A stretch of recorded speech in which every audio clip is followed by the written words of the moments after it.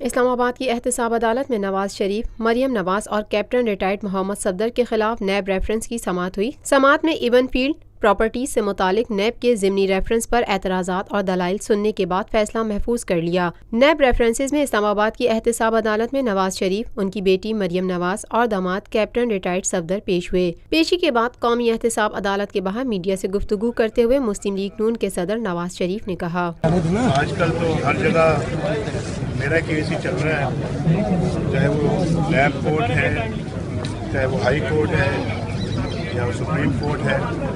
آج بھی دیکھ لیں سب کورٹس میں نواز شریف کے خلاف ہی مقدمے چل رہے ہیں۔ سابق وزیر اعظم کا صحافیوں سے گفتگو کرتے ہوئے کہنا تھا، آپ ڈھونڈنے کی کوشش کریں، بلکہ ڈھونڈنے کی کوشش کیا کرنی ہے، آپ کے سامنے ہے سارا۔ پیشی کے بعد قومی احتساب عدالت کے باہر نواز شریف کے وکیل امجد پرویز کا کہنا تھا، اس میں اگر سپلیمنٹری ریفرنس کی بات تھی تو وہ صرف اس حد تک تھی کہ اگر کوئی نیا اثاثہ سامنے آئے تو اس کے بارے میں سپلیمنٹری ریفرنس فائل کیا جا سکتا ہے، یا میوچل لیگل اسسٹنس کے جواب میں کوئی ایسی شہادت آئے تو اس پہ سپلیمنٹری ریفرنس فائل کیا جا سکتا ہے۔ یہ جو سپلیمنٹری ریفرنس آیا ہے، اس نام نہاد سپلیمنٹری ریفرنس میں کوئی نیا استغاثہ جو ہے وہ کوئی نیا اثاثہ سامنے نہیں آیا، اور نہ ہی میوچل لیگل اسسٹنس کی روشنی میں کوئی جواب نیب لاس۔ واجد ضیاء کے بھتیجے اور فرانزک ایکسپرٹ کے بیانات پر ضمنی ریفرنس دائر کیا گیا تھا۔ العزیزیہ اسٹیل ملز ریفرنس میں دفتر خارجہ کے ڈائریکٹر آفاق احمد کا بیان قلم بند کیا گیا، جبکہ نیب نے اپنے گواہ وقار احمد کو غیر ضروری قرار دے کر ترک کر دیا۔